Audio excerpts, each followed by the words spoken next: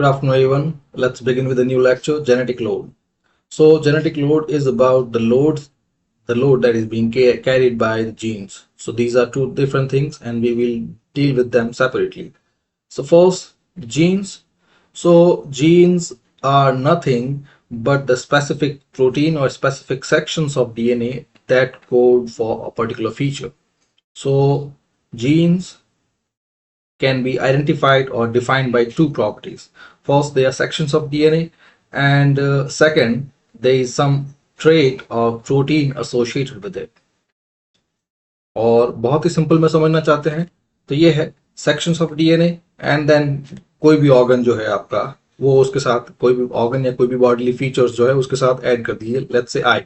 सो आई एक external feature है और उस एक्सटर्नल फीचर का जो भी डीएनए कोड है, जो भी सेक्शन है, वो जीन कहलाएगा. Now in that way I will be called phenotype and the underlying DNA or the genetic code will be known as genotype. So ये हो गया जीन का basic. Now there are around 60,000 genes in any individual genome, individual human genome. और उन 60,000 में जो different compartments हैं वो ऐसे हैं कि they are 20,000 which code for any particular protein, जिसको हम फीचर्स बोलते हैं. जो हमारे फिजिकल फीचर्स हैं वो सब प्रोटीन्स की वजह से ही हैं. सो 20,000 जो है वो प्रोटीन की वजह से है. बाकी जो रेस्ट ऑफ द है वो कह सकते हैं नॉन कोडिंग डीएनए है. लाइक जितने भी मैसेंजर आरएनए, जितने भी टाइप ऑफ आरएनए हैं, mRNA, tRNA, SNORNA, वो नॉन कोडिंग के अंदर. And then they are junk DNA which do not code for anything, pseudogenes हो गए. सो इस तरह से टोटल 60,000 जीन्स हैं. अब इन 60,000 जीन्स में आप समझ सकते हैं कि ये जो एक कोई फुल प्रूफ मैकेनिज्म नहीं है, क्योंकि जो अगर इसी में भी देखें कि आखिर जीन जो है और टोटल इवोल्यूशनरी डायनामिक है क्या, तो इवोल्यूशनरी डायनामिक जो है इट इज रिप्रोडक्शन और उसकी वजह से any individual will carry one copy each from the parent, and then it's how the features, the genetic code, the DNA, all of them they transmit across generation. और जो underlying mechanism है it is of cell division. So अगर आप evolution को बहुत ही broader level पे देखें तो आपको evolution जो है total जितने भी organisms हैं, all diversity of life, they will look like nothing but a multitude of cellular divisions. और ये हम cellular division ही है, दो parts में है, mitosis and meiosis, and that's how the whole saga of evolution depend on it. Now cellular division के अंदर जब जीन जो है ट्रांसमिट होते हैं then there can be many errors.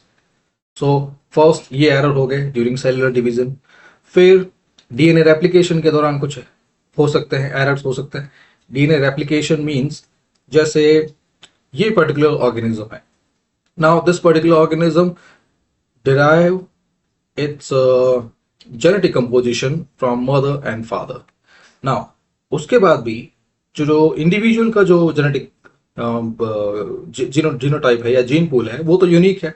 ये जो चैप्टर अगर आपने पिछले डर्मेटोग्लिफ्स का देखा होगा then you might have seen that by the 10 to 16th week any fetus usually develop the fingerprints, or these fingerprints they are unique. So in that case each gene pool is unique. So वो uniqueness जो है वो कैसे maintain रहती है? DNA replication से. And DNA replication ये है कि जब मदर एंड फादर से ऑफस्प्रिंग के अंदर जब उसके अंदर वो जीन ट्रांसमिट होते हैं, फर्स्ट फ्रॉम ओवा एंड स्पर्म, और ओवा स्पर्म से जब जो जाइगोट फॉर्मेशन होता है, फीटस फॉर्मेशन, सो उस दौरान डीएनए रेप्लिकेशन में ये जो जीन जो है इसके कॉम्बिनेशन जो है वो इनहेरिट हो जाते हैं. नाउ उस मैकेनिज्म डीएनए रेप्लिकेशन के अंदर भी एरर्स हो सकते हैं.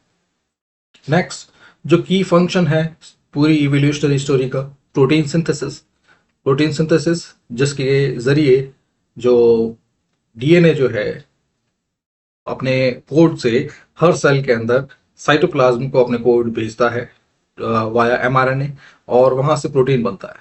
लेकिन यहाँ भी बहुत सारे लेवल्स पे, तीन अलग अलग लेवल पे प्रोटीन सिंथेसिस के अंदर भी एरर्स हो सकते हैं। देन फिर नेचर को हम भूल गए, that nature is a giant sieve. वो उसका सेलेक्टिव मैकेनिज्म अलग होता है, nature and environmental pressures. So इस वजह से इन जो 60,000 जीन्स हैं, इनमें कहीं भी एरर्स हो सकते हैं। नाउ जब वो एरर जो है वो डिवेलप होते रहते हैं, एक्यूमुलेट होते रहते हैं, और वही एक्यूमुलेटेड एरर जो है वो ट्रांसमिट होता है। बिकॉज जो अभी आपको बताया कि evolution is a cellular division, and cellular division at meiosis, it means जो जो सेक्स हार्मोन्स हैं, या फिर जो ओवम एंड स्पर्म है, इन दोनों के अंदर ही वही फॉल्टी जीन्स जो है वो रेप्लिकेट होंगे, और वही फॉल्टी जीन जो है फिर आगे ट्रांसमिट हो गए। सो इस तरह से वो जो चीज है, you know, it represent a classical case of bioaccumulation and biomagnification. So bioaccumulation, जो आज भी आप प्लास्टिक वेस्ट के अंदर बहुत बार सुनते होंगे कि जो फिशेज वगैरह है, वो टाइनी फिशेज जो है वो जो माइक्रोप्लास्टिक्स है उनको डाइजेस्ट कर लेती है थ्रू वेरियस फूड सोर्सेस, और वही माइक्रोप्लास्टिक जो है इन सक्सेसिव जनरेशन या इन सक्सेसिव फूड चेन जो है ये मैग्नीफाई होता रहता है। सो यहाँ भी सिमिलर वही केस है। सो ये हो गया लोड के बारे में। अब एक और छोटा सा आइडिया है, the genetic combination that is inherited in any offspring, that genetic combination is of three types. First, the dominant alleles, जब जितने भी वेरिएशन है उस पर्टिकुलर जीन के, सब के सब डोमिनेंट है। सो लेट्स से हम एक जीन की बात कर रहे हैं, so here A is dominant and small A is recessive. So इन दोनों को अगर आप बहुत ही ब्लैक एंड व्हाइट ह्यू में अगर देखना चाहें, so A will be good, B and small capital A will be good and small A will be bad. So यही जो कॉम्बिनेशन है पॉसिबल, वो या तो any offspring will inherit both the dominant copies, both the good copies। फिर second scenario कि दोनों copies जो है वो ऑपोजिट है, so this one will be heterozygous dominant, and the last one the recessive one. So इस तरह के तीन कॉम्बिनेशंस होते हैं। नाउ जो डोमिनेंट वन जो है, दीज आर दोज जीन्स और those traits which are favoured by nature. So अगर वो जीन्स होते हैं, वो ट्रेड्स होते हैं, so they they help in the survival of an organism. So पहली सिचुएशन और दूसरी में दोनों के अंदर ही जो मैकेनिज्म है या फिर जो सर्वाइवेबिलिटी है वो स्ट्रांग है। it is the strongest in the first one। फिर second one is of intermediate nature, लेकिन second one जो है is always favored by the nature, because that's what we call heterozygous advantage। और उसके अलावा जो सेकंड जो है इनको कैरियर भी बोलते हैं, because even if they are favored by nature via heterozygous advantage, and even if they hold one dominant gene, but still जो कैरियर बर्डन है वो तो है ही है। और डाउन द लाइन यही जो कैरियर बर्डन है, अगर एक और रिसेसिव अगर आ गया, उसकी वजह से दोनों रिसेसिव जो है होमोजाइगस रिसेसिव वो इनहेरिट हो सकते हैं, और वो एक तरह से सक्सेसिव लाइफ के लिए अच्छा नहीं। And finally the third one is homozygous recessive.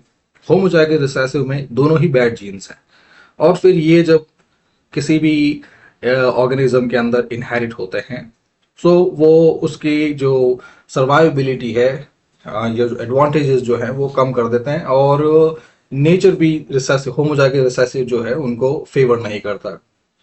and that's the norm। exceptions हैं, but usually up to 90-95% cases nature does not favor the recessives। so ये तीनों possibilities हैं। फिर जब किसी भी ऑर्गेनिज्म के अंदर और किसी भी पॉपुलेशन के अंदर जब रिसेसिव्स का बर्डन, होमोजाइगस रिसेसिव का बर्डन बढ़ जाता है, so that's what we call the genetic load, क्योंकि उसकी वजह से उस पॉपुलेशन की जो एवरेज फिटनेस है वो कम हो जाती है। सो ये हो गया बेसिक्स। अब बढ़ते चैप्टर पे। तो बेसिक्स तो बता ही दिया आपको। Genetic load is the burden of harmful or deleterious alleles that are carried by individuals in any population. And the deleterious alleles means the recessive ones, those genes which are harmful, which are not favored by nature. और उसकी वजह से जो overall biological fitness है population की वो कम होती है, क्योंकि जो पॉपुलेशन है it is made up of individual, और the survivability and fitness of individual matter a lot, क्योंकि नेचर जो है बहुत ही अनप्रडिक्टेबल है. सो अगर fit individual, biologically fit individual, it is not about physical fitness, it is not about mental fitness, it is about evolutionary fitness, which is your gene pool must contain either dominant one, the homozygous dominant or the heterozygous dominant. लेकिन अगर किसी भी कारण जो आगे हम देखते हैं उनकी वजह से अगर डिलीटेरियस जीन्स रिसेसिव्स अगर वो बढ़ते हैं तो बायोलॉजिकल फिटनेस कम होती है. And then the mechanism, how does genetic load develops. So first one is mutation. Now mutation का जो बेसिक्स जो है, you must look at along with natural selection. So natural selection, it brings uniformity because natural selection acts as a giant sieve. So let's give it a deeper and a look from the basics. So evolution, now this term it carry a lot of positive euphoric burden. इस तरह से लगता है कि we are rising from the dead, we are rising from the ashes, और we are climbing up the ladder. But ऐसा नहीं है. इवोल्यूशन भले ये टर्म जो है वो यूज हो रही है, but it is more about transmission of genes, transmission of surviving genes, ये कह सकते हैं टोटली. नाउ अब यहाँ पे जो एक कोई अल्टीमेट पैरामीटर नहीं है कि कौन से जीन जो है या कौन से इंडिविजुअल है या कौन से कैरेक्टरिस्टिक्स जो हैं वो फेवरेबल है, वो सब चेंज होते रहते हैं depending upon the nature. Environment कैसा है, एक टाइम पे जैसे कह सकते हैं प्लेस्टोसीन के शुरू में ये कह सकते हैं कि शुरू से लेकर लास्ट ग्लेशियल मैक्सिमम तक आइस एजेस थी, और यही होलोसीन के बाद वार्म फेज आ गया. सो अब यहाँ पे जो आइस एज के अंदर जो हमारे टूल्स थे वो वार्म फेजेस में एप्लीकेबल ही नहीं थे. तभी तो जो आइस एजेस के अंदर जो नियंडरटल थे दे वेंट इनटू एक्सटिंक्शन, और उसी टाइम पे जो वो मॉडर्न होमोसेपियंस है that went out of Africa to colonise the rest of the earth, उनके पास जो है वो अजीलिटी थी, वो फ्लेक्सिबिलिटी थी, और वो कंपोजिट टूल्स थे जिनकी वजह से they could have exploited the warm phases. So that's how we survived. So favourability जो है वो यहाँ पे नहीं है. सो अल्टीमेटली जो इवोल्यूशन का जो जो जो मतलब है टोटल टर्म, वो इससे बेटर रिफ्लेक्ट होता है that it is about transmission of genes that help in survival of any organism. Organism survive करेंगे तभी पॉपुलेशन सर्वाइव करेगी. एनीवे, अब इस टोटल जो ट्रांसमिशन है इसके अंदर two things work hand in hand. The first one is natural selection, and second one is mutation. So natural selection, again, the term itself is somehow misleading, somehow a misnomer, क्योंकि it gives it a competitive terminology, a competitive edge to this word, a heavy loaded vocabulary. Natural selection में ये कहता है कि nature is actively screening out people. So it's like nature जो है वो एक बड़ा कोच है और वो सेलेक्टिवली जो फिट इंडिविजुअल है उनको उनका गेम देख के उनको स्क्रीन आउट कर रहा है. ऐसा नहीं है. Nature is like a wave, a giant wave. और बेटर कहें तो nature is an ocean. So ocean जो है sometime it is turbulent, sometime it is calm, sometime it is playful. वो हर टाइम पे डिपेंड करता है. Now when it is turbulent, जब they are giant waves, so अब giant waves में कौन किस कारण, कौन सी पॉपुलेशन, कौन सी स्पीशीज क्या यूज करके, क्या मेथडोलॉजी या क्या टूल्स, क्या इंजेन्युइटी यूज करके सरवाइव करती है, उसमें फिजिकल फिटनेस का, ये किसी तरह की प्रोग्रेस का कोई यूज नहीं है। यहाँ पे सभी टूल्स जो है एप्लीकेबल है। At least the end game is about survival. फिर यही है, जब काम टाइम आता है तब पीपल बिल्ड ये। एनीवे, सो नेचर अल्टीमेटली समझ में आएगा, बट फिर भी जो नेचुरल सिलेक्शन है ये एक तरह से उस पूरी टर्मिनोलॉजी के लिए एक गाइड बुक की तरह काम करता है कि ओके, जिनको ये और ये वाली एनालॉजी समझ में नहीं आ रही है, इन डेप्थ नहीं समझ में आ रहा, उनके लिए नेचुरल सिलेक्शन ठीक है। कि नेचर वो क्या करता है कि टाइम टू टाइम वो पॉपुलेशन को स्क्रीन आउट करता रहता है। जो वो इंडिविजुअल जो सरवाइव नहीं कर पाते, उनका उनका जेनेटिक एलिमेंट या उनका जीन पूल जो है वो एलिमिनेट हो जाता है, और बाकी का जो है वो आगे बढ़ जाता है इसी तरह से। सो इन दैट वे हम ये कह रहे हैं कि पहले 10 लोग थे, नेचुरल सिलेक्शन के बाद 5 लोग बचे। यानी एक तरह से ये एलिमिनेशन हो रहा है, इस स्क्रीनिंग हो रही है, और 10 में से 5 हो रहे हैं, तो ये है कि ये यूनिफॉर्मिटी ला रहा है। यही उसी यूनिफॉर्मिटी को काउंटर करने के लिए, क्योंकि अल्टीमेटली अगर यही चीज वर्क करती रही तो 10 to 5, 5 to 3, 3 to 1 और कोई भी पॉपुलेशन और इवन लाइफ जो है वो खत्म हो जाएगी। सो इस सागा को या इस गेम को चालू रखने के लिए there is an element mutation. So mutation here brings the changes, और mutation brings the diversity. So mutation क्या होता है? डीएनए सीक्वेंसेस के अंदर चेंजेस हो जाते हैं, एंड डीएनए सीक्वेंस के अंदर चेंजेस होते हैं तो वो जीन के अंदर चेंजेस होते हैं। So sometime they are neutral, sometime they are beneficial, and sometime they are harmful.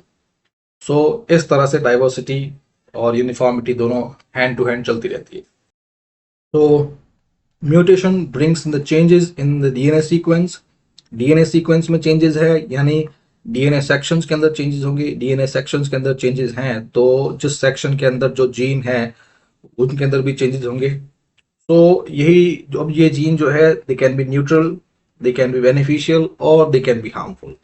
और जो हार्मफुल होते हैं उनके अंदर रिसेसिव बढ़ते जाते हैं, मीन्स उनके नेगेटिव इफेक्ट्स हैं। फिर यही है, धीरे धीरे वो चीज आगे बढ़ती जाती है। नाउ हिटोजाइगस जो आपको बताया था, ये वाला कॉम्बिनेशन, एक डोमिनेंट है एक रिसेसिव है।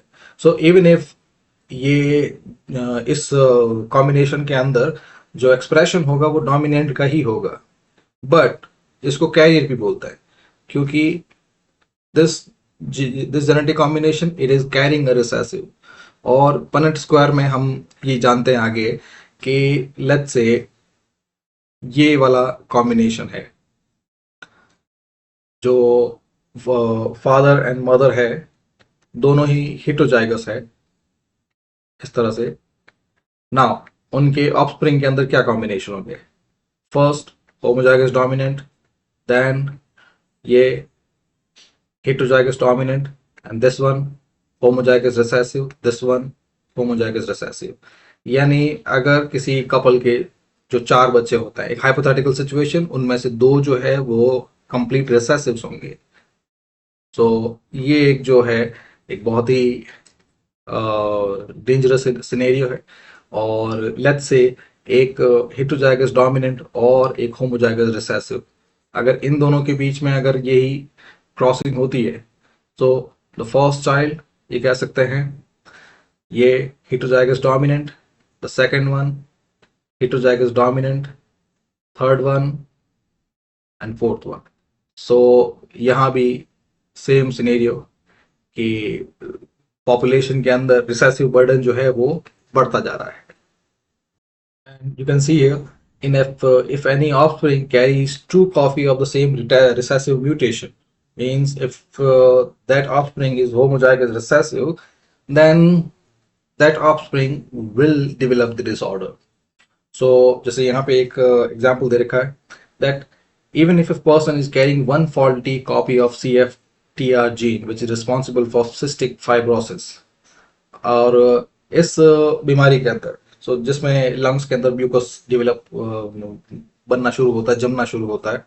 सो अब इस जीन के अंदर अगर ये म्यूटेशन हो गया, एंड नाउ लेट्स से कि इसी CFTR के अंदर ये है डोमिनेंट और ये है रिसेसिव, इस तरह से अब एक भी इधर इसमें कॉपी है तो अभी हमने पनेट स्क्वायर में देखा है कि किस तरह से, है ना, जो ऑफस्प्रिंग है उनके अंदर, दो ऑफस्प्रिंग के अंदर जो रिसेसिव्स इनहेरिट करने की पॉसिबिलिटी, यानी दोनों ऑफस्प्रिंग जो है they will suffer from the same element, the same disorder, cystic fibrosis.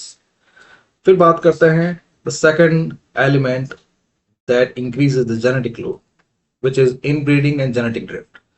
So दोनों को देख लेते हैं वन बाय वन क्या क्या है। सो इनब्रीडिंग, तो यहाँ पे आप देख रहे हैं even by the name that it is about breeding among any particular group.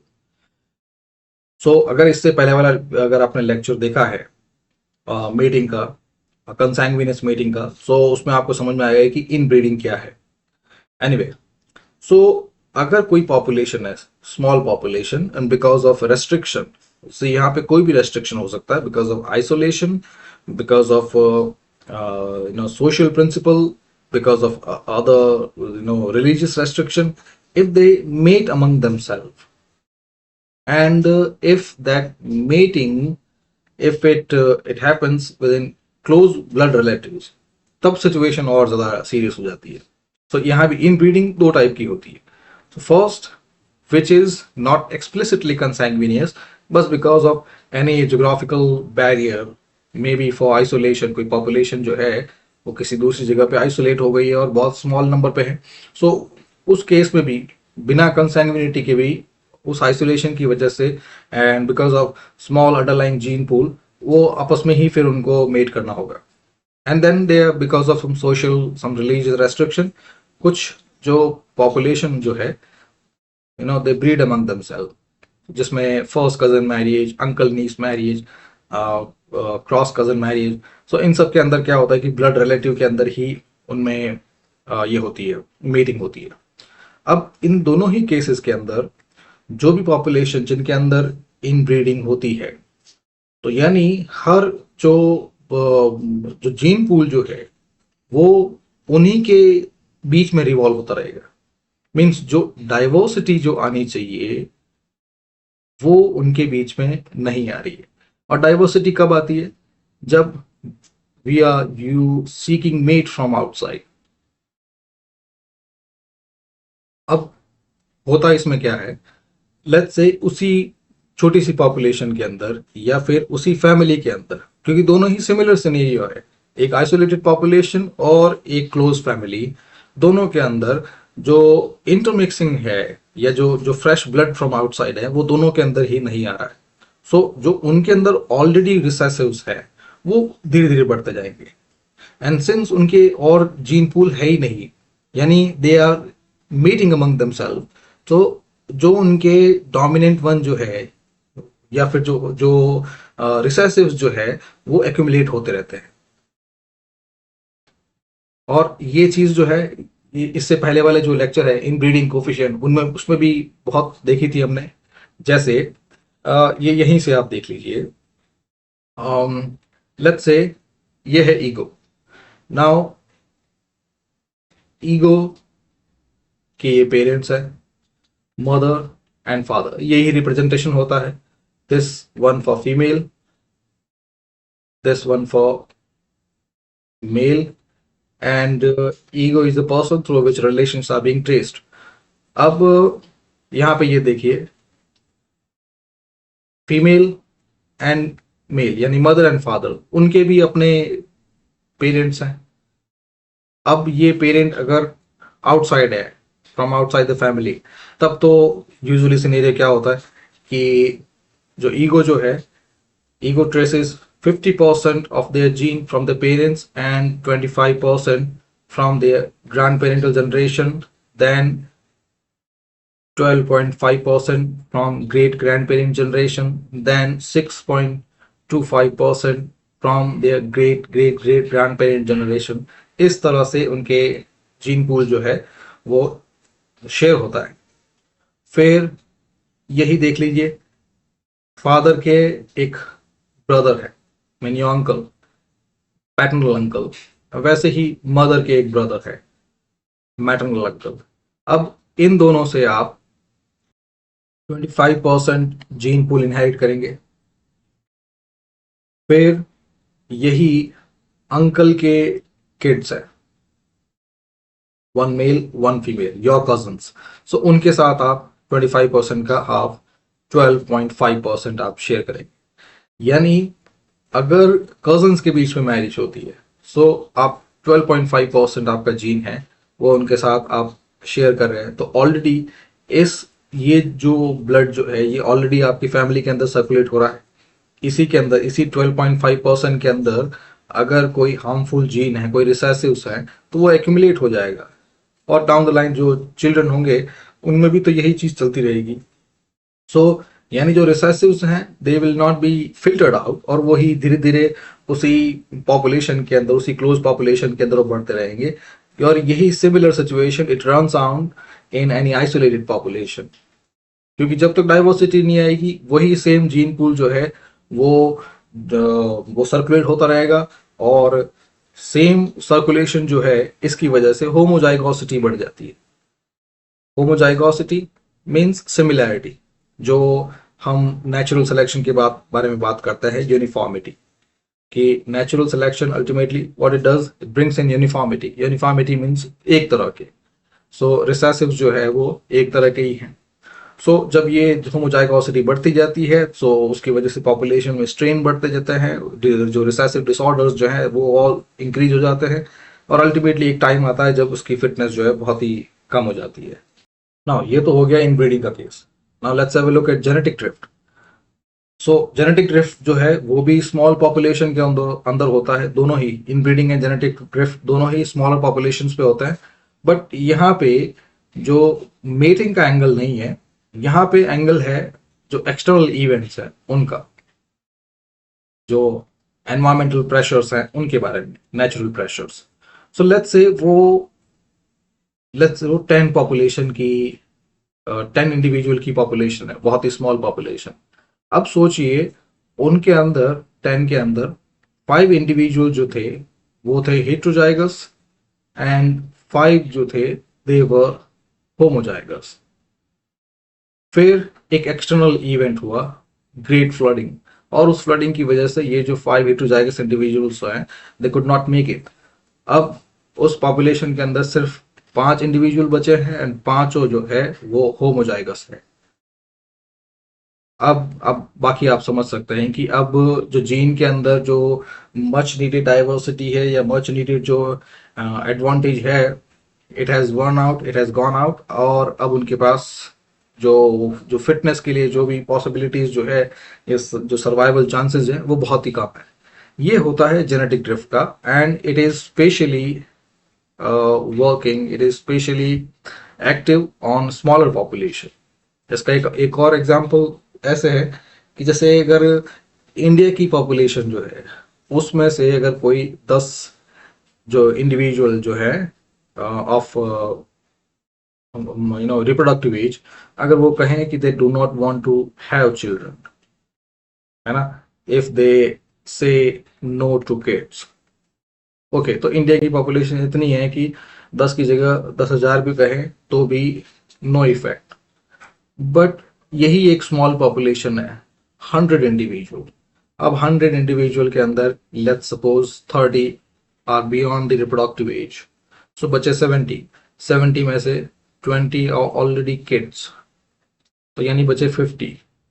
अब उन 50 इंडिविजुअल में से अगर 10 जो है वो अगर मना कर दे, यानी 50 इंडिविजुअल में ये समझ लीजिए कि कितने कपल्स हो गए, 25 कपल्स। अब उन 25 कपल्स में से अगर ये लोग मना करें कि हमें किड्स नहीं करना है, तो वहां पे उस स्मॉल पॉपुलेशन के लिए डिसीजन जो है वो बहुत ही ज्यादा मैटर करेगा। सो ये जो है इस इंस्टेंस को बोलते हैं जेनेटिक ड्रिफ्ट और जेनेटिक चांस इवेंट, जिसमें जो पॉपुलेशन स्मॉल हो तो फिर जितने भी एक्सटर्नल इवेंट्स जो होते हैं, चांस इवेंट्स, वो उनको ज्यादा अफेक्ट करते हैं, और उनकी सर्वाइवेबिलिटी जो है इट कम्स अंडर स्कैनर। फिर नेक्स्ट बात करते हैं इनइफेक्टिव और इनकम्प्लीट नेचुरल सिलेक्शन। तो natural selection, the mechanism by which evolution eliminates the harmful traits, all a mechanism by which uniformity or homozygosity is brought in. But natural selection does not always eliminate the harmful traits. क्योंकि ultimately natural selection है क्या? that आपको अभी बताया है कि कोई भी एक्सटर्नल इवेंट होगा, नेचुरल सिलेक्शन, नेचुरल प्रेशर, और उस एनवायरमेंटल प्रेशर में जो individual which could not stand the environmental pressure, environmental vagaries, they are eliminated from the gene population. और यही जो है इंडिविजुअल के बारे में ब्रॉडर लेवल पे ये समझाने के लिए है इंडिविजुअल के बारे में, but it is usually about the genes कि वो जीन्स जो हेल्पफुल नहीं है, एडवांटेजेस नहीं है, they are eliminated out. But natural selection भी कभी कभी it it fails to remove those deleterious alleles from a population. So ये कब होता है कि when the mutations, अगर वो ज़्यादा हार्मफुल नहीं हो, so अगर म्यूटेशन ज़्यादा हार्मफुल नहीं है, if they are not degrading or degradingly recessive, so ऐसे में पॉपुलेशन की फिटनेस रिड्यूस होगी नहीं. अगर पॉपुलेशन की फिटनेस अगर रिड्यूस नहीं होगी, so they could not be eliminated. फिर there are some mutations जो even if they are present in an individual gene pool, but they affect later in life after reproduction. So even if जो individual जो है those that are possessing them, अगर वो eliminate हो जाते हैं, but फिर भी उनके जो children हैं उनके अंदर ये survive करता है. And then ये जो heterozygous carriers होते हैं जो बार बार मैं बता रहा हूँ, ये वाले combination, तो यहाँ पे एक डोमिनेंट है, एक रिसेसिव है, और डोमिनेंट जो है वो वही चीज वही एक्सप्रेस होगा, और उसके एक्सप्रेशन की वजह से फिटनेस जो है वो रिड्यूस होगी नहीं, और फिटनेस रिड्यूस नहीं होगी so they can stand the environmental pressure, और फिर they can not be eliminated. But उस पॉपुलेशन में अभी भी वो रिसेसिव तो है ही है, और वो धीरे धीरे बाद में वो चीज रिफ्लेक्ट होती है. फिर जैसे एक एग्जाम्पल दिया है हंटिंगटन्स डिजीज का. सो हंटिंगटन्स डिजीज के अंदर म्यूटेशन जो है, रिसेसिव म्यूटेशन, वो होता है, और ये तभी होता है जब होमोजाइगस हो. बट ये है कि उसके अंदर जो फीचर्स जो है या फिर जो सिम्टम्स है, clinical symptoms, they manifest, they appear after the age of 40. तो उस एज तक वो ऑलरेडी बच्चे हो चुके होते हैं, यानी वो जीन जो है it is already pass to their children. So उसमें इवन इफ वो उस पर्सन के लिए हार्मफुल होता है, बट देन उनके साथ वो जो चिल्ड्रन हैं वो भी उस चीज से सफर करते हैं, यानी ये फिर एक इंटरजनरेशनल चीज बन जाती है, बिकॉज यही हार्मफुल एलील जो है it persist for many generation. एक टाइम आता है जब कुछ इंडिविजुअल जो है वो earlier in life, before meeting, before having children, जब वो एलिमिनेट हो जाते हैं तभी ये चीज रुकती है. Otherwise it keeps going on. हर एक जनरेशन के अंदर 40 की एज तक मैनिफेस्ट होते हैं, तब तक तो बच्चे हो ही जाते हैं. Now the next factor, the environmental change. तो एनवायरमेंटल चेंजेस में क्या होता है, specially if the times are changing quite rapidly. So in those times of rapid environmental changes, जो जो चेंजेस जो होते हैं, जो जेनेटिक इनहेरिटेंस है, it makes dramatic reshuffling. Dramatic reshuffling means ये आप स्टेटिज्म का अगर आपको पता है, स्टेटिज्म नहीं, तो प्रेजेंट जो क्लाइमेट क्राइसिस है उसी का एग्जाम्पल ले लेते हैं, क्योंकि उससे आप ज़्यादा अच्छे से समझेंगे. सो प्रेजेंट आप समझ रहे हैं कि ग्लेशियर्स आर मेल्टिंग, और उन ग्लेशियर मेल्ट की वजह से जो जो कोल्ड फ्लोरा एंड फौना है वो उस चीज़ को सफ़र कर रहा है, इंक्लूडिंग द ह्यूमंस. वो कैसे कि क्लाइमेट क्राइसिस की वजह से ग्लोबल वार्मिंग बढ़ रही है. ग्लोबल वार्मिंग की वजह से जो जितने भी ग्लेशियर्स हैं दे आर मेल्टिंग. सो वहाँ पे एनवायरनमेंट चेंज हो रहा है. फिर हम ये जानते हैं द एलेंस एंड बर्गमैन रूल, उसके अकॉर्डिंग जो जो जो ऑर्गेनिजम्स होते हैं कोल्ड एनवायरनमेंट में, उनके बॉडी प्रोपोर्शंस एंड लिम्स वो दोनों एक डेफिनेट फॉर्मूला फॉलो करते हैं. तो जो कोल्ड में होंगे उनकी बॉडी जो होंगी स्टॉकी होगी, ताकि वो फैट कंजर्व कर सके. Stocky, short, with lot of fat, so ये चीजें उनके अंदर होती। नाउ अब क्लाइमेट चेंज की वजह से जब वहां पे ग्लेशियर्स मेल्ट हो रहे हैं और वहां पे जो जो एनवायरनमेंट जो है इट इज बिकम हॉटर। सो जो पुराने जो एडवांटेजेस थे उनके, वो अब उनके उनके लिए और नो हार्मफुल हो जाएंगे। यानी हम जानते हैं कि सेम यही एलन बर्गमैन रूल, अगर ये हॉट एनवायरनमेंट की बात करें तो यहाँ पे अगेन जो बॉडी प्रोपोर्शंस हैं एंड लिम्स जो हैं वो दोनों ही अलग क्राइटेरिया फॉलो करते हैं। कि यहाँ पे बॉडी जो है वो लीन होनी चाहिए, स्लेंडर होनी चाहिए। सेम जो लिम्स जो है वो भी लॉन्ग होने चाहिए ताकि हीट डिसिपेशन हो सके। और यहाँ पे कोल्ड एनवायरनमेंट में ये सब छोटे होने चाहिए ताकि हीट कंजर्व हो सके। अब अगर जो कोल्ड एनवायरनमेंट है अगर वो हॉट की तरफ कन्वर्ट होता है तो उसकी वजह से ये जितने भी एडवांटेजेस जो हैं वो फिर एडजस्ट नहीं हो पाते, ये उस चीज को कॉम्पनसेट नहीं कर पाते। यही सेम चीज जो है, ये एग्जांपल दिया, ये हर जगह पे इन सब की वजह से प्रॉब्लम हो रही है। नाउ अब जैसे रेनफॉल की बात करें, सो अब एक एक और स्टडी, एक रीसेंट स्टडी की बात कर रहा हूँ। सो आप अभी जो राजस्थान है, वेस्टर्न राजस्थान, वहां पे पिछले 2-3 साल से बहुत ज्यादा बारिश हो रही है। जबकि वेस्टर्न राजस्थान जो है it is part of the great Indian desert. तो यहाँ पे ऑल पहले ही जो रेनफॉल जो है वो है ना somewhere equal to 50 mm per year, इतना कम रेनफॉल होता है। लेकिन यहाँ पे पिछले 2-3 सालों से रेनफॉल जो है it is breaching all records.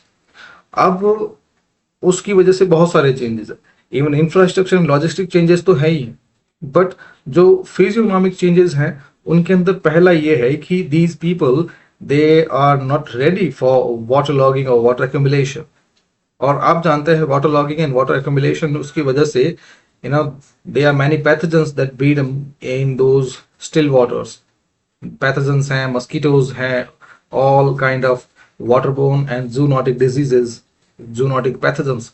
अब वहां पे ये चीज जो है ये डेवलप हो रही है कि इनको they are suffering from various kind of elements that they do not have any clue about. और ये रिसेंटली आप बहुत सारे स्टैटिस्टिक्स में देख सकते हैं। सो यही चीज है, जो एनवायरमेंट शिफ्ट होता है उसकी वजह से जो जेनेटिक लोड जो है वो भी बढ़ता है। फिर बात करते हैं टाइप्स ऑफ जेनेटिक लोड। तो first type is the mutational load. So mutational load, as the name suggests, is the accumulation of new deleterious mutation या new recessives because of mutations। यानी दो चीजें यहाँ पे हो रही है। First, those recessives were introduced by mutation, by changes in the DNA sequences, and then those mutations they increase, they accumulate in every successive generation। तो फिर ये है कि जो एवरेज ह्यूमन जो है they carry around 50 to 200 potentially harmful mutations। फिर the next kind of load is segregational load. So segregation load जो है it is a result of harmful combination. So harmful combination का क्राइटेरिया ये है जब दो heterozygotes the mate among themself, they mate between themself, तो उसमें उनके ऑफस्प्रिंग जो है उनका कॉम्बिनेशन इस तरह से होता है ना। ये वाली चीज पनेट स्क्वायर से मैंने पहले ही बताई थी। सो अगर दोनों मदर एंड फादर दोनों ही हेटेरोजाइगोट है तो यहाँ पे हेटेरोजाइगोट ये वाले एक कैरियर होता है, एक डोमिनेंट होता है। फिर मेटिंग से फर्स्ट होमोजाइगस डोमिनेंट, सेकंड वाला हेटेरोजाइगस डोमिनेंट, थर्ड वाला heterozygous dominant, fourth one homozygous recessive. So ये जो चीज है सेग्रीगेशनल लोड कि इस कॉम्बिनेशन की वजह से किसी ऑफस्प्रिंग के अंदर या किसी फॉल्टी कॉम्बिनेशन के अंदर one of the offspring will be a homozygous, और फिर उसके अंदर वो जो कंडीशन जो है या जो भी डिसऑर्डर है इट विल एक्सप्रेस इटसेल्फ।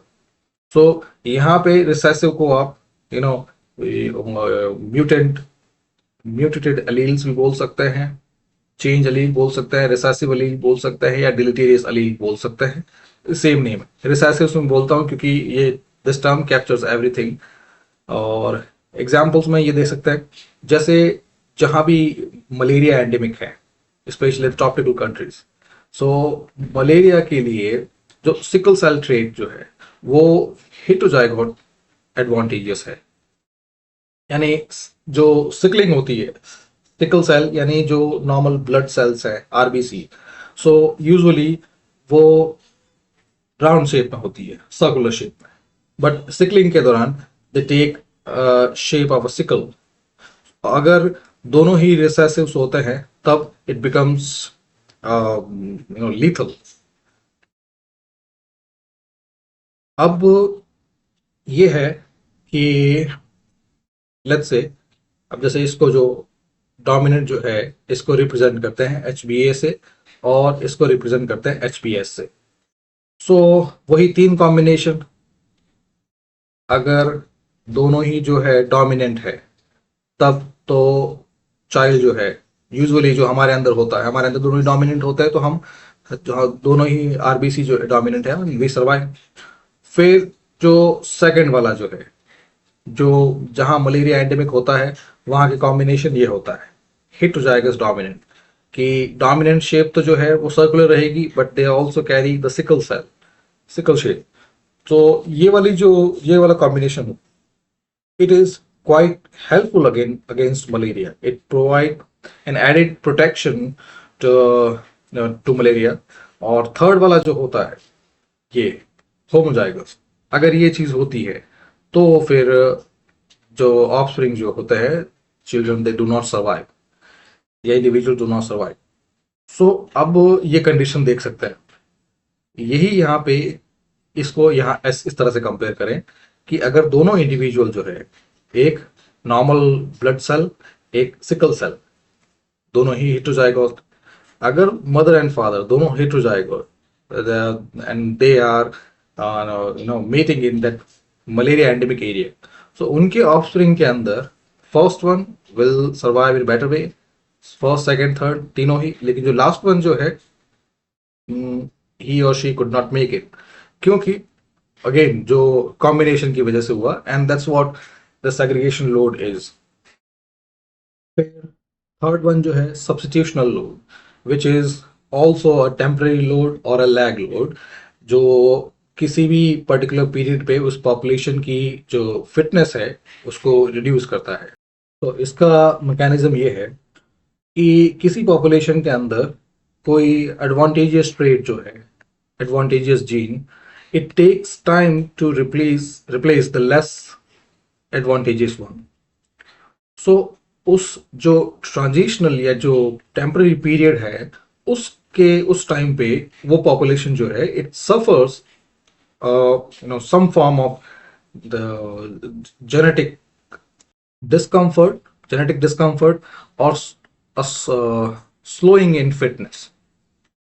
उसमें होता ये है, जैसे कोई भी एक पर्टिकुलर पॉपुलेशन है, उसके अंदर उसको सरवाइव करने के लिए सारे एडवांटेजियस जीन्स होते हैं, लेकिन जो जो यानी कह सकते हैं जो प्रिवेलेंस है जीन्स का, एडवांटेजियस जीन्स का, स्पेशली जब सब्स्टिट्यूशन होता है, कि जब एक पॉपुलेशन दूसरे टाइम पे जब वो ट्रांजिशन होता है, तो उसमें वो एक रातों रात तो वो चीज़ चेंज होती नहीं है।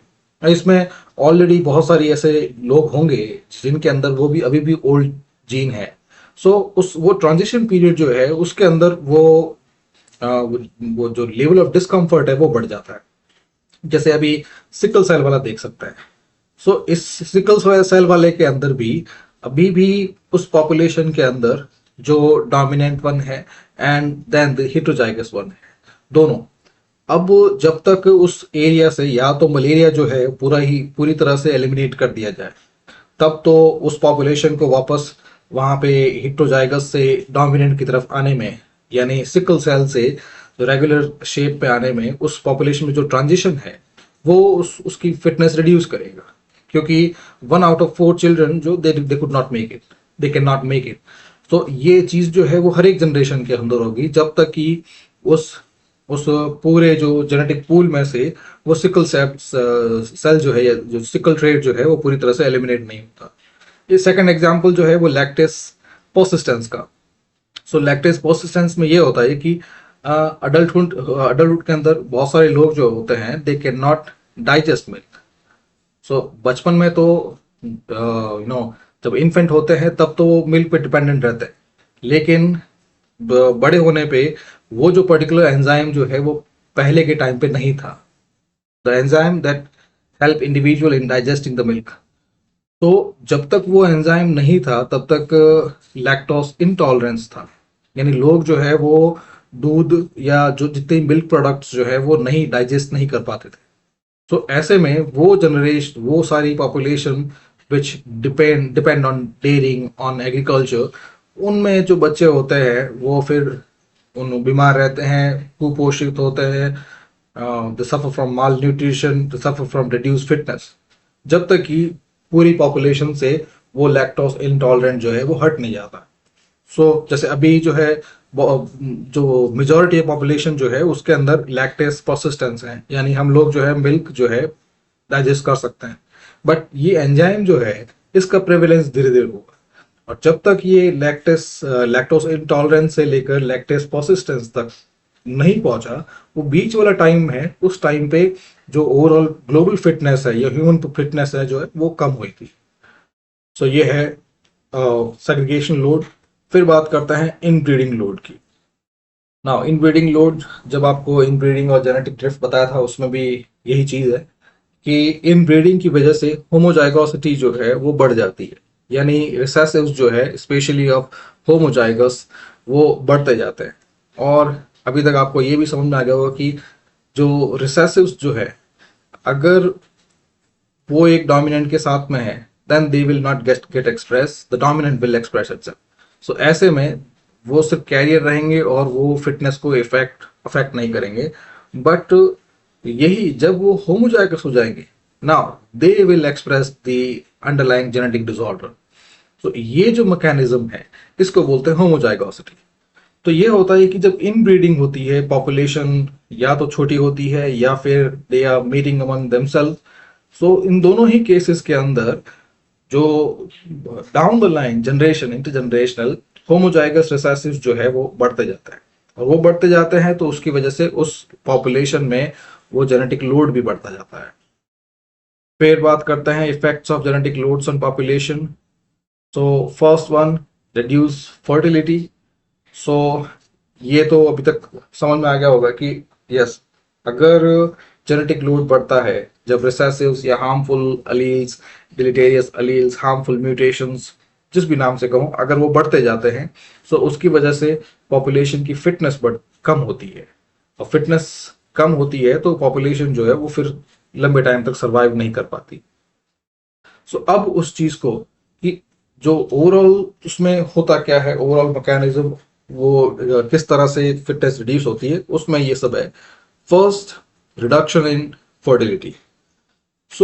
ये वाली चीज और भी लेक्चर में ये कही है कि nature does not favour homozygosity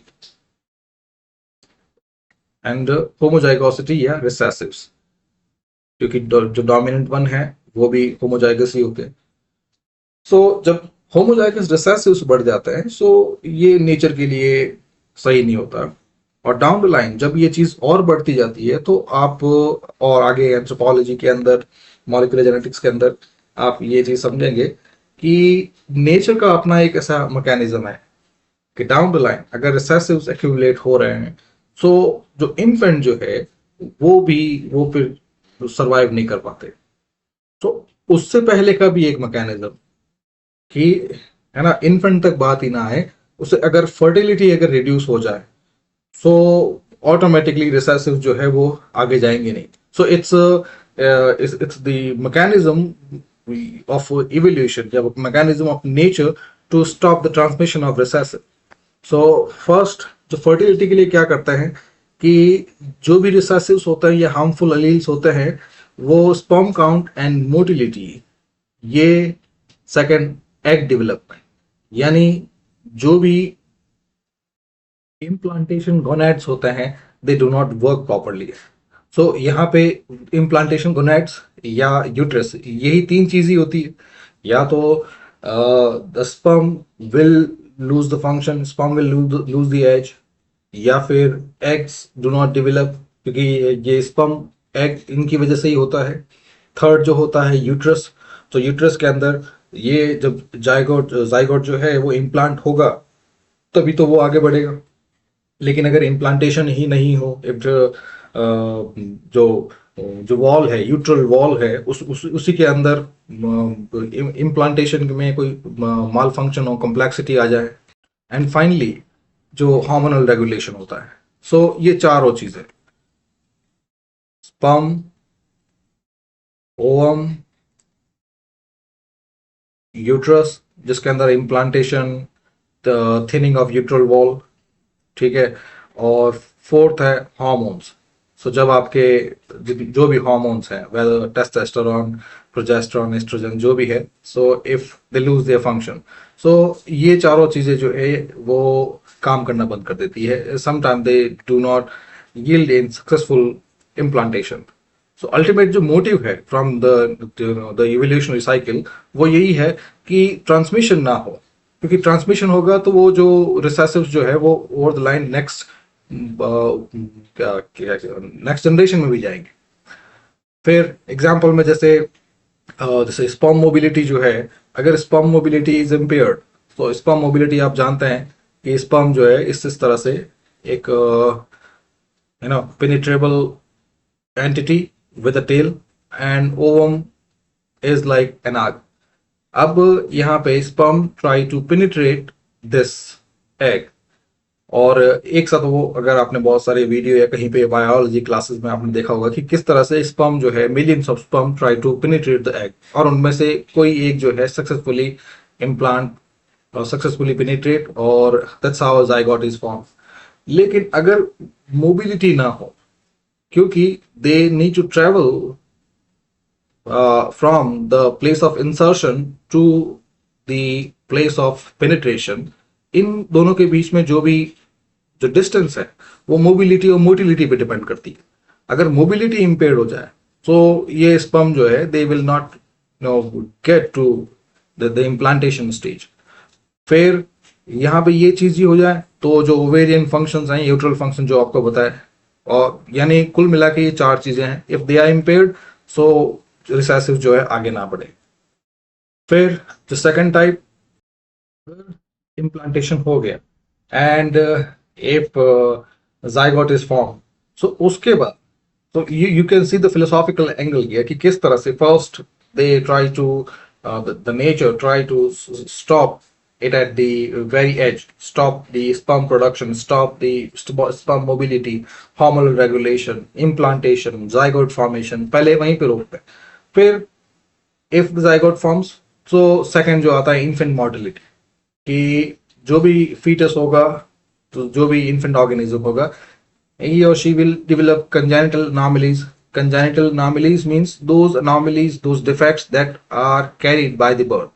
सो यहाँ पे बहुत ही मेटाबॉलिक डिसऑर्डर्स होते हैं, म्यूटेशंस होते हैं. सो इन सब की वजह से या तो स्टिल बर्थ हो जाएगा, मिसकैरेज हो जाएगा, या फिर अर्ली नियोनेटल डेथ, या मतलब बच्चे के अंदर, पेट के अंदर ही वो डेथ हो जाएगी, और या फिर जो इन्फेंट आफ्टर डिलीवरी, पोस्टमार्टम, उसके बाद भी कुछ यही मिसहैपनिंग्स हो सकती है. और फिर अगर उसके बाद भी if the individual survive, they will be a life long disability. So ये चीजें होती है. और एग्जाम्पल में जैसे ये पिछले वाले लेक्चर में भी हमने देखा था इनब्रीडिंग कोफिशिएंट का. सो इनब्रीडिंग कोफिशिएंट में अगेन यही चीज होती है, स्मॉल पॉपुलेशन है, इफ जीन पूल या जो fresh incoming is not there, और if they are mating among themselves, तो जो बर्डन है, डिलीटेरियस बर्डन, वो धीरे धीरे बढ़ता जाता है. रिसेसिव्स जो है वो धीरे धीरे एक्यूमुलेट होते रहते हैं. सो उसकी वजह से भी फिर जितने भी जो कह सकते हैं कंजेनिटल जितने भी मिसहैपनिंग्स हैं वो उसी टाइम पे होती है, miscarriage, low birth weight, infant death वगैरह. फिर next one, weaken immunity, vulnerability to disease. So अगर कोई ऑर्गेनिज्म, कोई इंडिविजुअल या कोई पॉपुलेशन इन दोनों स्टेजेस को भी सर्वाइव कर लेती है कि first the implantation stage, if this has been dodged, फिर second the infant mortality stage, अगर ये भी डॉज हो गई, इसको भी पार कर लिया, then if the individual try to survive, if the organism tries to survive, so he or she will live with some kind of vulnerability. जैसे फर्स्ट इसके अंदर आता है वीकर इम्यूनिटी, यानी जेनेटिक लोड की वजह से जो भी इंडिविजुअल है उनका immune system will be compromise. So immune system compromise होगा तो फिर बहुत सारी बीमारियां लग जाएगी, बहुत सारे इन्फेक्शंस हो सकते हैं। सो जैसे एक ये HLA कॉम्प्लेक्स है, सो HLA कॉम्प्लेक्स की वजह से मतलब यही जो HLA ही है, human leukocyte antigen that regulate the immune system, अगर ये चीज हो जाती है तो आप समझ सकते हैं ये एक ये हमारे ऑर्गेनिजम्स का, होमोसेपियंस का, बहुत सारे ऑर्गेनिजम्स का ये एक प्राइमरी फिल्टर है, यह एक प्राइमरी हमारी सनस्क्रीन है। जैसे हमारा अर्थ के लिए जिस तरह से एनवायरनमेंट है वैसे ही HLA कॉम्प्लेक्स है, और अगर यही कॉम्प्रोमाइज हो गया तो बाकी तो हम जानते हैं कि we live among various other life forms, बहुत सारे माइक्रो ऑर्गेनिजम्स होते हैं, बहुत सारे पैथोजेंस होते हैं हमारे आसपास ही रहते हैं। सो अगर ये कॉम्प्रोमाइज है, so we are sure to get infected by them at any moment of time. फिर नेक्स्ट, अगर वो जो इंडिविजुअल्स हैं if they manage to survive this, so next stage जो है इवोल्यूशनरी स्टैग्नेशन। सो यहाँ पे फिर पॉपुलेशन जो है, पॉपुलेशन लेवल पे जो ओवरऑल जो सक्सेस ट्रांसमिशन जो है it comes to a screeching halt, population रुक जाती है, ये पॉपुलेशन ट्रांसमिशन वो रुक जाता है। और उसमें अब आप समझ गए कि अगर एक बहुत ही हाई स्पीडिंग ट्रेन है, अब उसको बहुत सारे तरीके से उसको अगर रोकने की कोशिश की जा रही है, सबसे पहले उसको स्टार्ट होने से पहले ही रोकने की कोशिश की, फिर जब मोमेंटम पकड़ने की कोशिश की तब उसको रोकने की कोशिश की, फिर उसके बाद जब वो चलने भी लग गई तब उसके इंजन के अंदर माल फंक्शंस हो गए, फिर भी वो चल रही है। तो अल्टीमेटली इतने सारे जब जब चीजें होंगी, जब nature is coming with a heavy hand to against the recessives, against the mutated allele, तो एक टाइम पे तो पॉपुलेशन जो है वो रुक ही जाएगी, क्योंकि the idea the answer is simple, genetic load, किसी भी तरह का लोड वो सही नहीं है, और जेनेटिक लोड जिसके अंदर हार्मफुल अलील्स, रिसेसिव्स अगर वो पॉपुलेशन के अंदर है, so even if we in moral term, in ethical term, we think about surviving the individual, but we know down the line this will only be a burden to the overall fitness of any population. So यही चीज है कि धीरे धीरे जब वो चीज आगे बढ़ती जाती है तो अल्टीमेटली ऑर्गेनिजम्स उस टाइम तक सर्वाइव करके भी they are living a bare minimum life with a compromised immunity, with the sperms that do not function, with hormones that are not well regulated, with the body full of congenital anomalies of various ailments, infections. So फिर वो population नए environment में या नए challenges में they cannot adapt. So because they become heavily vulnerable to move ahead. क्योंकि एक fit population होती है वही can stand against the vagaries of time, can stand against any onslaught. जैसे जो कोविड-19 का जो है, तो कोविड-19 में हुआ क्या है, ज्यादातर लोग वही थे जिनकी इम्यूनिटी जो है वो कॉम्प्रोमाइज हो गई थी। So people with compromise immunity they could not stand this.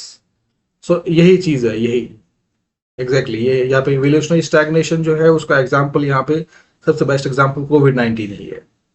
सो जब पॉपुलेशन के अंदर ये deleterious alleles, harmful mutations, harmful alleles जैसे बढ़ते जाते हैं, so population will reach the stagnation. And finally the inbreeding depression. So inbreeding depression में ये इनब्रीडिंग से रिलेटेड है।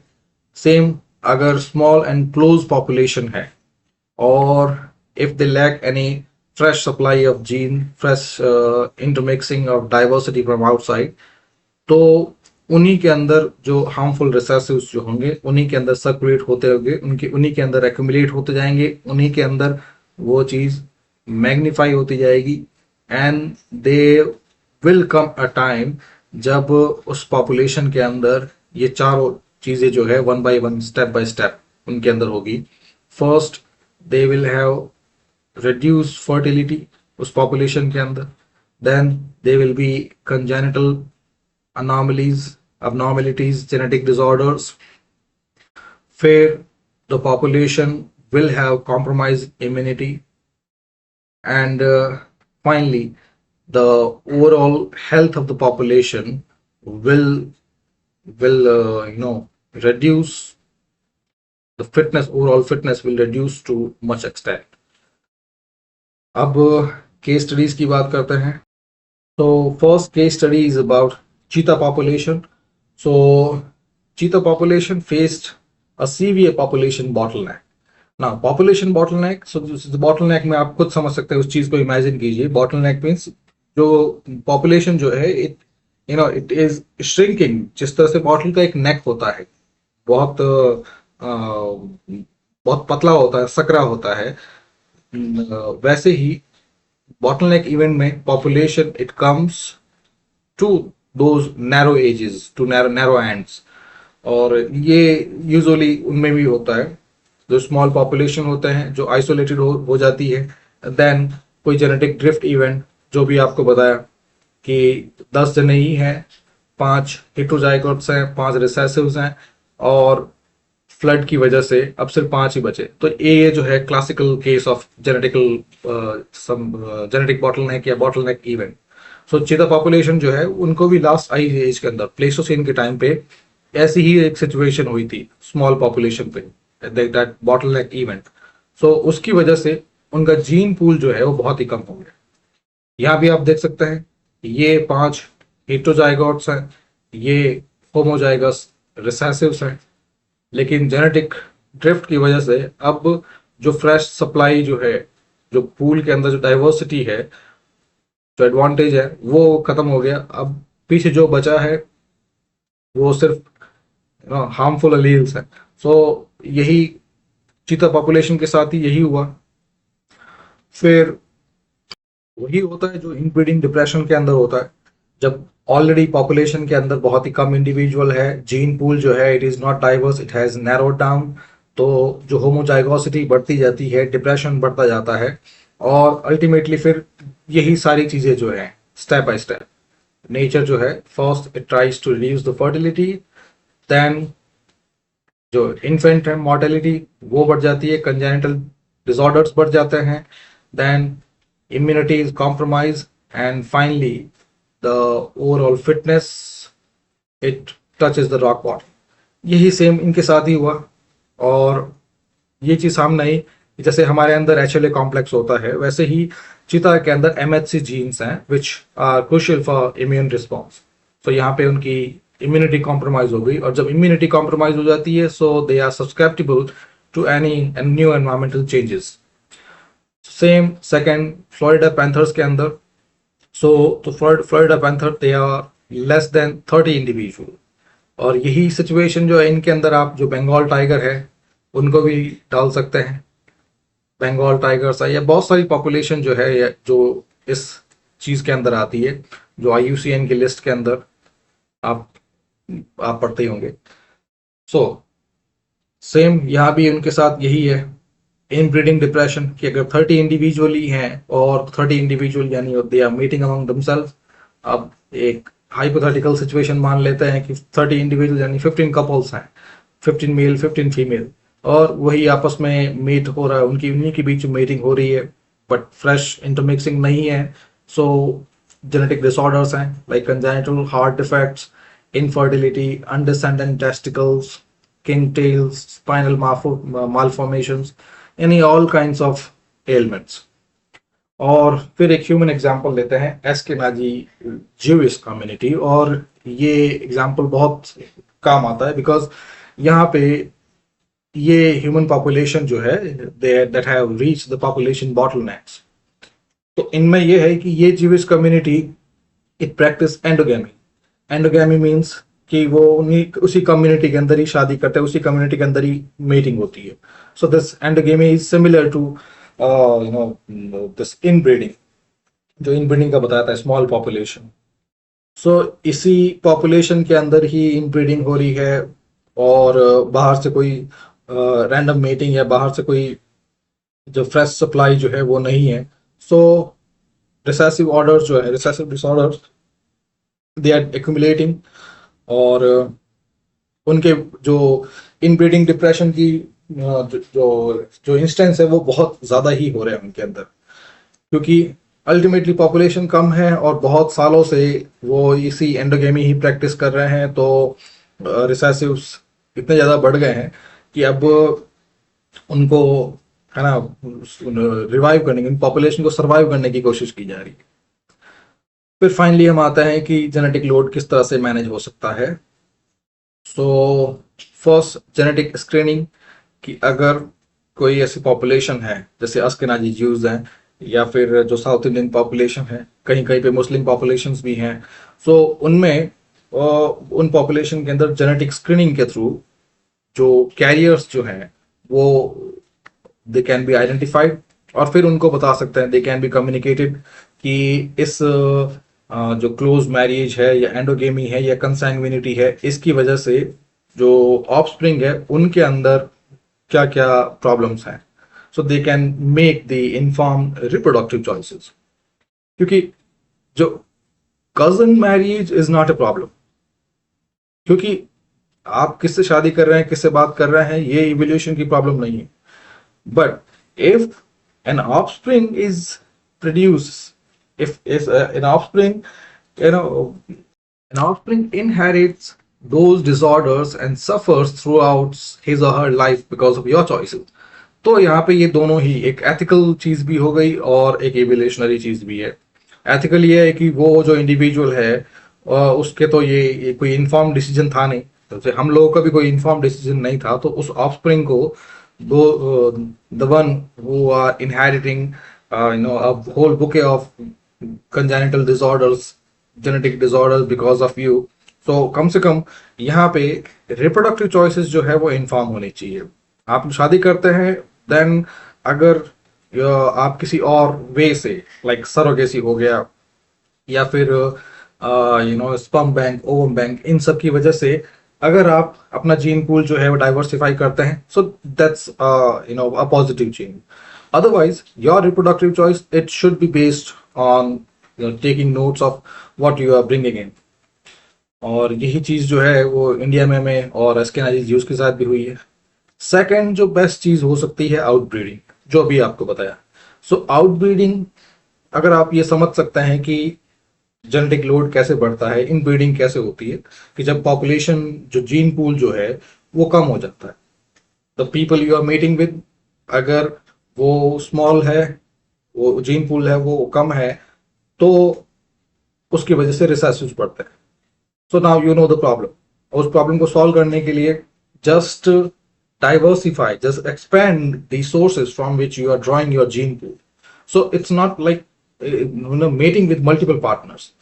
वो एक वो सोशली एक्सेप्टेबल चीज नहीं है, वो चीज समझ में आती है। And I am not suggesting, I और any geneticist, any molecular geneticist, they will not suggest anything which are against individual moral or regional principles, and we are not suggesting any promiscuity.